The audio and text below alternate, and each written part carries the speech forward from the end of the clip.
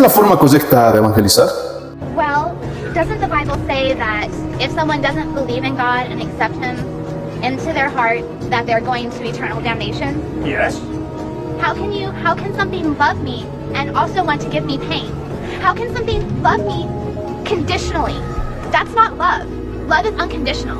And if God loves me, then He, she, it is not sending me to eternal damnation. All right, all you got to do is think carefully. What does the Bible say about hell? What it says crystal clearly is, heaven is relationship with God, together with God. Hell is separation from God. And because God is tolerant, and because God respects your free will, God refuses to force you to live life now with Him and then haul you into heaven to spend eternity with Him.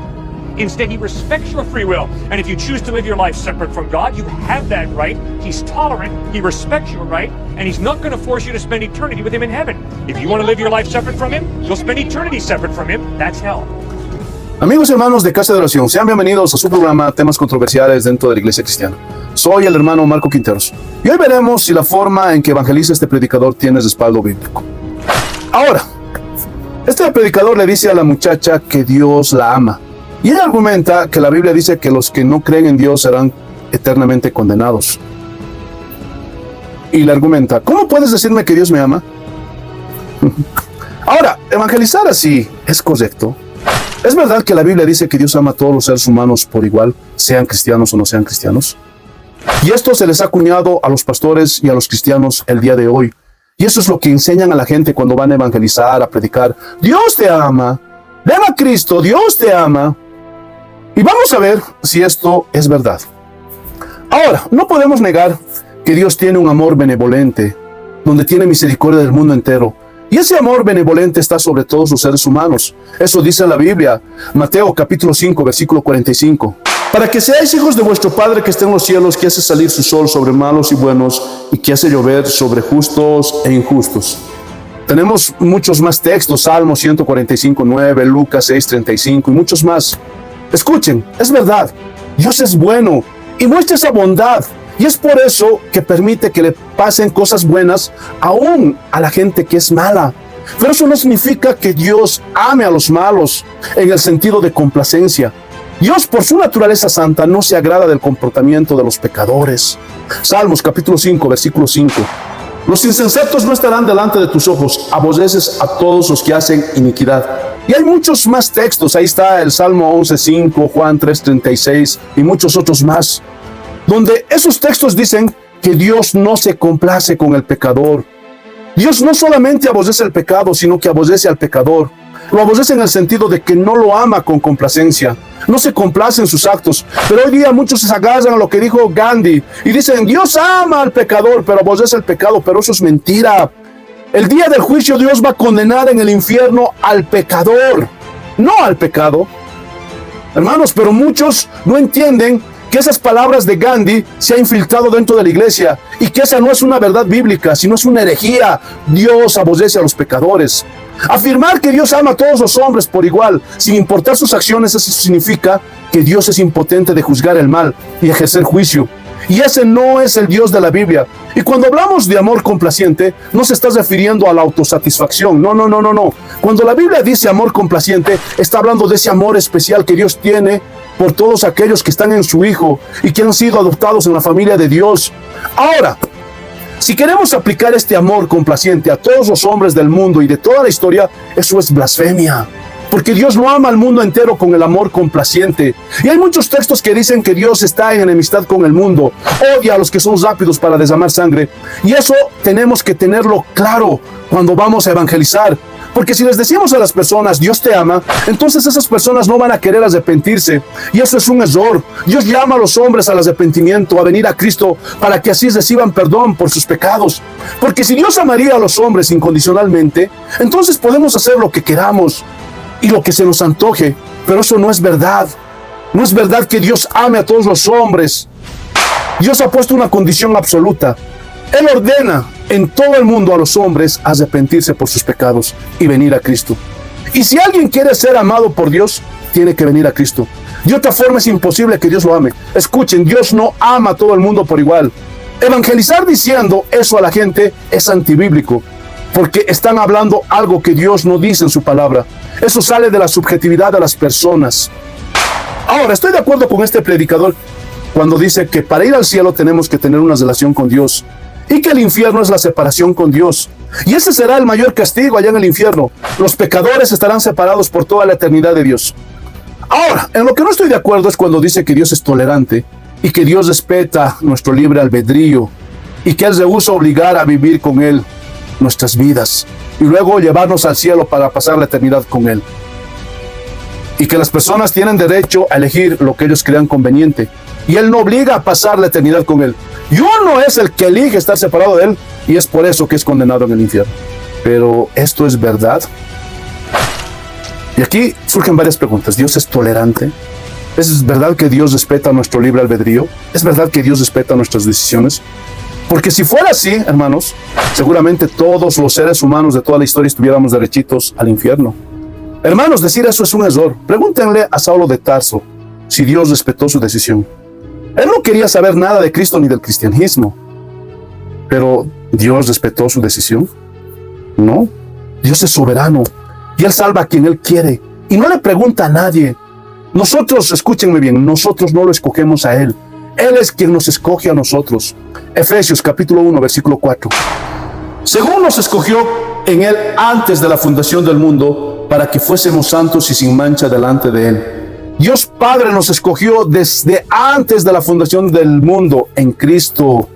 Hermanos, Él fue quien nos eligió, no nosotros a Él. Y no es que Él nos obliga, escúchenme bien, sino que Él cambia nuestra naturaleza. Porque con la naturaleza caída que tenemos, es imposible que elijamos a Cristo. Siempre vamos a elegir lo malo. Pero cuando Cristo cambia nuestra naturaleza, ahora vamos a elegir lo bueno y lo mejor. Y Cristo es lo mejor. Segunda de Corintios, capítulo 5, versículo 17. De modo que si alguno está en Cristo, nueva criatura es. Las cosas viejas pasaron, he aquí, todas son hechas nuevas. Hermanos, Cristo cambió nuestra naturaleza. Ahora con esta naturaleza nueva podemos elegir lo bueno, podemos elegir lo mejor. Antes de tener esta nueva naturaleza no podíamos elegir a Dios. Por eso, hermanos, no es que Dios nos obligue, sino que Dios cambia nuestra naturaleza. Ahora, hay otra pregunta que surge. ¿Los hombres tenemos libre albedrío?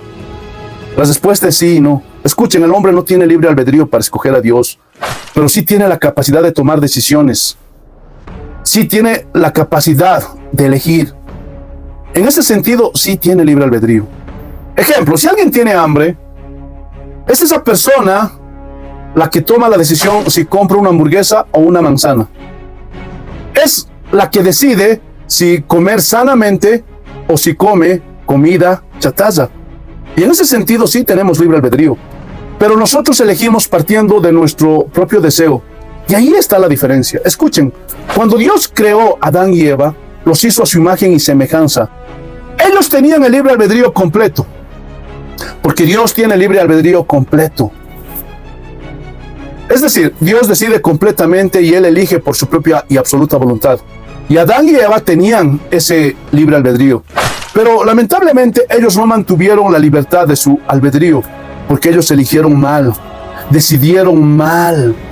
Y cuando ellos pecaron, adquirieron una naturaleza pecadora. Y esa naturaleza pecadora esclavizó su voluntad. La esclavizó a tal punto que esa esclavitud fue heredada por toda la humanidad. Y como consecuencia somos esclavos del pecado. Porque esta naturaleza caída inclina continuamente al hombre a pecar y pecar, satisfaciendo los deseos de su carne. Es decir, nosotros tenemos libre albedrío en el sentido de que escogemos siempre conforme a nuestra naturaleza. Es decir, siempre vamos a escoger lo malo, el pecado, todo lo que nos aparta de Dios. También elegimos para satisfacer nuestros deseos. Hermanos, eso es lo que enseña la Biblia. Y el único que nos puede libertar, hermanos, es Cristo. Juan 8, 34 al 36. Jesús les respondió: de cierto os digo que todo aquel que hace pecado, esclavo es del pecado. Y el esclavo no queda en la casa para siempre, el Hijo sí queda para siempre. Así que si el Hijo os libertare, seréis verdaderamente libres. ¿Pueden ver que somos esclavos? Porque Cristo nos liberta. Y cuando Él nos liberta, ahí recién somos verdaderamente libres. Y unos versículos contundentes respecto a esto está en 2 de Timoteo, capítulo 2, versículos 25 y 26. Que con mansedumbre corrija a los que se oponen, por si quizás Dios les conceda que se arrepientan para conocer la verdad y escapen del lazo del diablo en que están cautivos a voluntad de él. Pueden ver que es Dios quien concede a las personas que se arrepientan. Ese es un regalo de Dios.